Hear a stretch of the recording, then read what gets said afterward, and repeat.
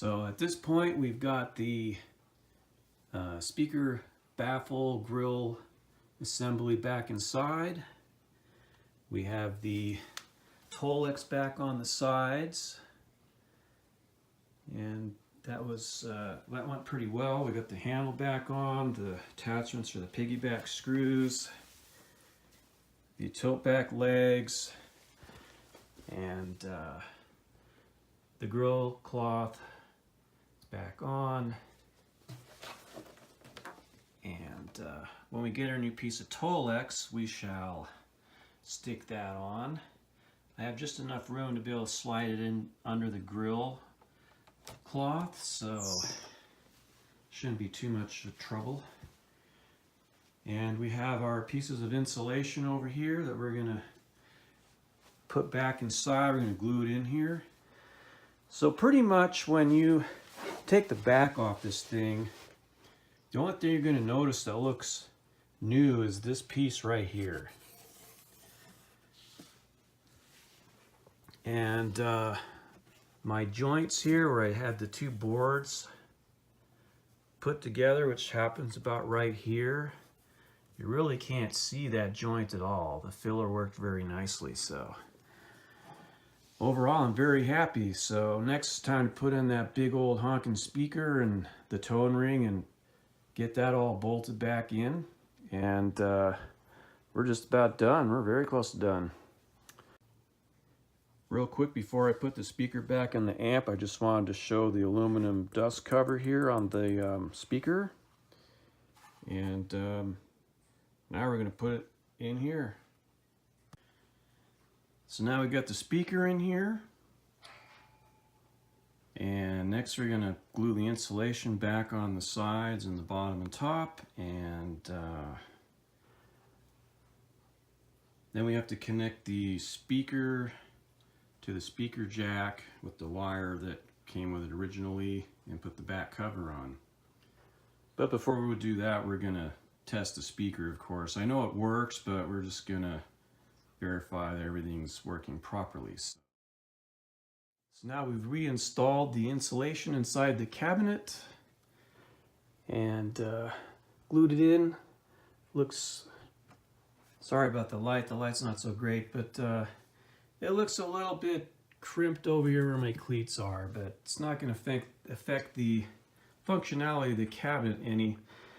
So I got my roll of Tolex here from Antique Electronics Supply. We're going to be putting that on the bottom to finish the Tolex part of this. At this point I've got the Tolex glued on the bottom piece, and put some little pieces of cardboard in here to make sure that these are glued down good where they go in under the grill. And now we're going to put the feet on the bottom and put the corners back on, and then we can put the back on, and we will be ready to rock and roll this thing. And by the way, while I was doing this project, I decided to draw up some plans on it for anyone that might want to perhaps build their own or just see how this thing is constructed. So I've got some scaled drawings here. They're drawn to scale with dimensions on them. And I had to verify a few dimensions, so I'm going to fix. But once I get those done, I'm going to make it a PDF, and whoever requests one, I'll gladly send it to you. So here we have one half of the feet back on the cabinet. The tape here is to kind of get a straight line. And I got these Fender Stink glides to replace the original ones. They're bigger, they're considerably bigger than the other ones, but considering the massive size of this cabinet, these are probably better feet for it anyways, so really not a big deal. It's the bottom of the amp. It's not like you're going to be looking at it going, oh, those are so much bigger than the originals, but well, someone might, but I'm not going to do that. So now we're going to get the other four on there. flip this thing over and get the back on it. And here we have all 8 feet back on the bottom. This is how the back bottom part looks now with the Tolex on it. So here's 2 tips that you might find useful in trying to make your old amp or speaker cabinet look a little better. One thing you can do to make the old chrome look shinier is put on some silver polish, let it dry, and then buff it off, and it really does put a bit of a shine on there.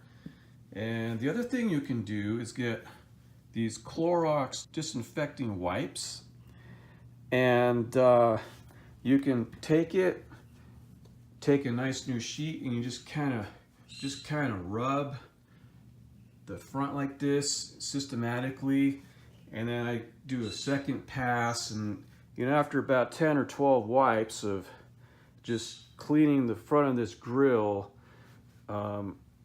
it actually gets a lot of the dirt off, and it brightens it up, so it makes it look better. Wipes I discovered by accident. I never tried that, but it seems to work pretty good actually. The silver polish, I have used this trick before, but it does put a bit of a shine on that old chrome that looks tired and old. Just little things like that overall, make the thing look really nice. Today I got my piggyback screw knobs, and it's perfect timing because I just got done with this thing, I think officially today, and for the first time in at least a year we'll be able to mate the head, the Showman 65 Showman head, with the, I believe, 65 Showman speaker cabinet after I finally got the thing repaired. So next I want to show it all put together.